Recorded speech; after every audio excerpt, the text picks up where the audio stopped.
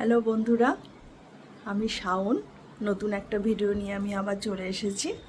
আজকে শনিবার, আজকে ছুটির দিন আমার। তো তাই ভাবলাম যে নিজের জন্য একটু কিছু করি, নিজের কি বলবো, নিজের জন্য একটু সময় দিই, নিজেকে একটু খেয়াল রাখি, যেটা কিনা আমাদের মেয়েদের ভীষণ দরকার হয়। তো সেইটা ভেবেই আমার আজকে এই ভিডিওটা করা, যে আপনাদের সাথে এইগুলো শেয়ার করি, যে আমি কিভাবে নিজের যত্ন নিই। তো আমাদের অনেক সময় হয় যে আমাদের খাবার বেঁচে যায়, বিশেষ করে খাবার, বিভিন্ন তরকারি, হ্যাঁ, রাত্রে খাওয়া হলো, পুরোটা খাওয়া হলো না, বা খুবই হয় যে ভাত ভাত তো আমার ভীষণ বেঁচে যায়, রুটি ভাত এগুলো আমার খুব বেঁচে যায়। তো সেগুলো কি করি, আমরা ফ্রিজে রেখে দিই, পরের দিন সেভাবে খাওয়াও হয় না। সত্যি কথা বলতে পরে ফ্রিজে রাখলে খাবারটা একটু কেমন একটা হয়ে যায়, খেতে ইচ্ছা করে না পরের দিন, সেই টেস্টটা থাকে না। আর ফেলে দিতে হয়, অনেক সময় ফেলে দিতে খুব খারাপ লাগে। দেশের এত লোক খেতে পায় না, সেখানে কোনো তরকারি বা ভাত ফেলে দেওয়াটা খুব খারাপ লাগে, নষ্ট হয় সত্যি কথা বলতে। কিন্তু উপায়ও নেই, শরীর খারাপ হয়। তো তরকারি দিয়ে অনেক সময় হয় যে আমি করি, যে একটু পাকোড়া ফাকোড়া বানিয়ে ফেললাম, পেঁয়াজ টেঁয়াজ কেটে একটু পাকোড়া। কিন্তু ভাতটা কি করব, ভাতটার তো একটা কিছু করতে হবে। পুরনো ভাত খেতে ভাল লাগে না, যে কোনো তরকারিতেই দাও ভাল লাগে না। তো আমি একটা ব্যাপার করি, সেটা আমি জানি না আপনাদের কেমন লাগবে, বাট আমি করি। ভাতটা ফেলে না দিয়ে সেটা আমি ইউজ করি। সেটা কিভাবে করি চলুন আপনাদের দেখাচ্ছি। এই যে ফ্রিজে আমার কালকের অনেকটা ভাত বেঁচে আছে, দেখতেই পাচ্ছেন। এতটা ভাত না পারছি ফেলতে, না পারছি খেতে, কারণ আমি জানি এটার কোনো টেস্টই নেই এখন, আর খেলে ভালো লাগবে না। তাই এটা আমি বের করে নিয়ে এলাম।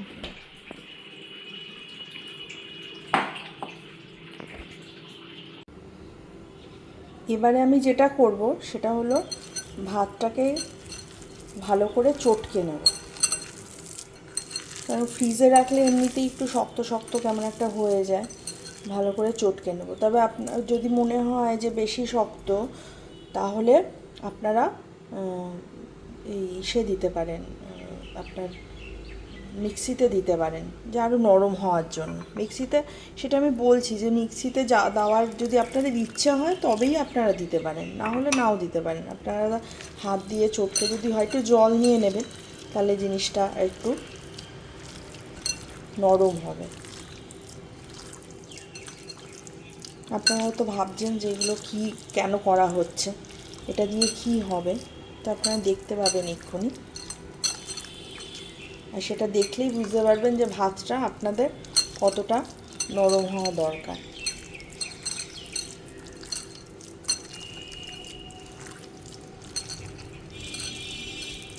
একদম মিহি করে করে নেবেন। হ্যাঁ,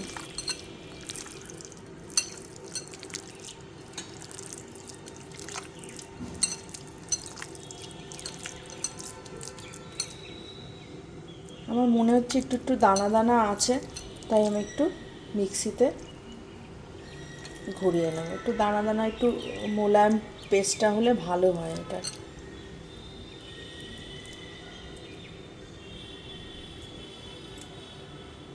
আমি মিক্সিতে একবার ভাতটাকে আর একটু ভালো করে পেস্ট করে নিলাম, এবার একদম নরম হয়ে গেছে।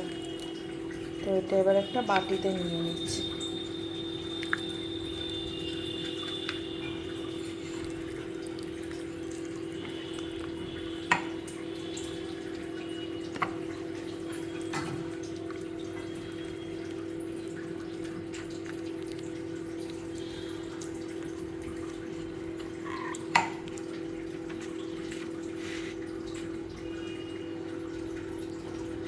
তাহলে চলুন দেখাই আপনাদের, এবার এটা নিয়ে আমি কি করছি সেটা এবার আপনাদের দেখাই। যে ভাতের এটা রেডি করে রেখেছি, ভাতটা পেস্ট করে।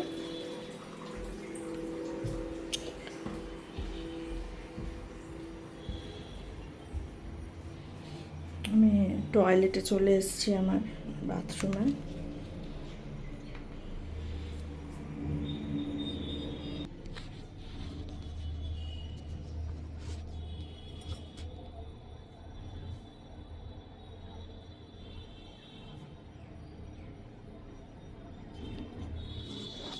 দেখিয়ে দিই, এখানে আয়নাতে আমাদের সুবিধা হবে, তাই আয়নার এখানে আমি এটা সেট করে নিলাম।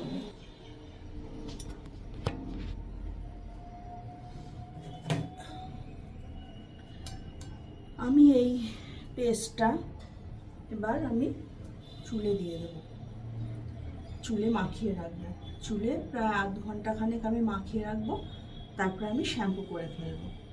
তাতে কি হবে, তাতে যখন চুলটা আপনারা শ্যাম্পু দিয়ে পরিষ্কার করবেন আধ ঘন্টা বাদে, দেখবেন চুলটা সফট আর চকচকে হয়েছে, একদম শাইন যাকে বলে সেরকম শাইন হয়েছে।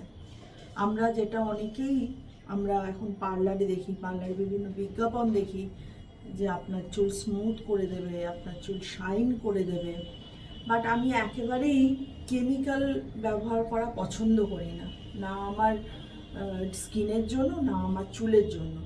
তাই আমি যতটা পারি বাড়িতে ঘরোয়া পদ্ধতিতে আমি এগুলো করে থাকি। তো আজকে ভাবলাম যে আপনাদের সাথেও আমি এটা শেয়ার করি। যেমন আমি চুলে শ্যাম্পু ছাড়া অন্য কোনো বাইরের কেমিক্যাল আমি ব্যবহার করি না। আমি কোনো সময় পার্লারে আমি গিয়ে চুলের কোনো রকম কোনো চুলে কোনো কেমিক্যাল দিই না, এমনকি আমি আমার স্কিনেও কোনো রকম কোনো পার্লারের কেমিক্যাল দিই না। আমি পার্লারে যাই না একদম, যাকে বলে স্কিন আর চুলের জন্য। তো এইটা বানিয়েছি, আমি রোজই করি। আমি যখনই আমার ভাত বেঁচে যায় আমি এটা করি, তাই ভাবলাম আপনাদের সঙ্গেও এটা আজকে করি। আমি দেখিয়ে দিচ্ছি স্বাভাবিকভাবে যেরকম আমরা চুলে লাগাই, কিছু লাগাই আর কি, সেরকমভাবেই লাগাবো। আমি দেখিয়ে দিচ্ছি আপনাদের। আপনাদের যাদের বড় চুল, আমার তো নয় ছোট চুল, আপনাদের যাদের বড় চুল তারাও এইভাবে লাগিয়ে নেবেন। হ্যাঁ, একটু সাবধানে থাকতে হবে, ঘরের মধ্যে পড়লে ঘরটা নোংরা হবে, একটু চেষ্টা করবেন যাতে। আর মাথায় একটা শাওয়ার ক্যাপ বেঁধে নেবেন, বা একটা কোনো গামছা বা কিছু, যাতে কিনা ঘরে পড়ে ঘরদোর নোংরা না হয়, সেটা একটা বিচ্ছিরি হবে একদম। তো আপনারা এইভাবে করে নেবেন আর কি। কেমিক্যালের থেকে অনেক বেটার জিনিস এগুলো। হ্যাঁ, নিজেদের করতে হয়, নিজেদের খাটনি হয়, সবই বুঝি। পার্লারে গেলে অন্যেরা করে দেয়, হ্যাঁ, বেশ আরাম করে হয়, তাতে আপনার পয়সাও যায়, সে নয় গেল, যারা অ্যাফোর্ড করতে পারে তারা নয় অ্যাফোর্ড করলো, কিন্তু আপনার কেমিক্যালে আপনার চুলটা খারাপ হয়ে যাবে, কিন্তু সেটা আপনারা জেনে রাখুন। আর চুল একবার যদি নষ্ট হয়, একবার যদি ঝরতে থাকে, চুল গজানো তো খুবই মুশকিল না এখনকার দিনে। সেই ছোটোবেলাকায় যেমন চুল গজাতো, অত তো চুল গজাবে না। যত আমাদের বয়স বাড়তে থাকবে তত আমাদের চুলের গ্রোথ কমতে থাকবে। কাজেই যেটুকু আছে, যেটুকু আমাদের চুল আছে, সেটুকু আমরা যদি রক্ষা করে রাখতে পারি, সেটা আমাদের জন্য অনেক অনেক বেটার হবে।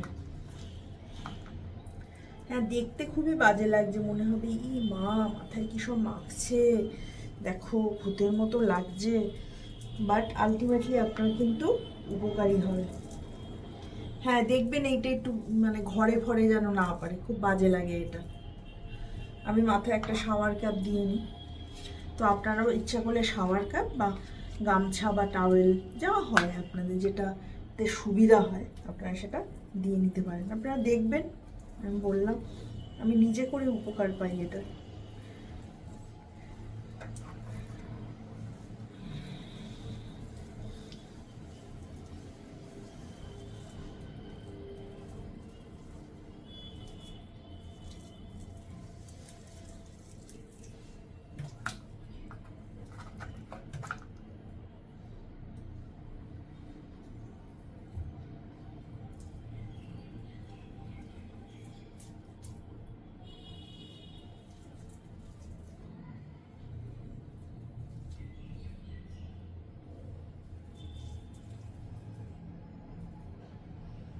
ব্যাস হয়ে গেছে আমার।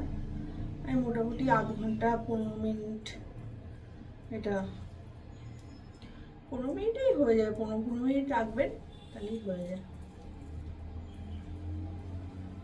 হ্যাঁ আবার বলছি যে অবশ্যই দেখবেন ঘরে দৌড়ে যেন না পড়ে, ভীষণ নোংরা লাগে, তাহলে ঘর দোর নোংরা হবে, বাড়ির লোক বিরক্ত হবে, এই কি ঘর নোংরা করছো।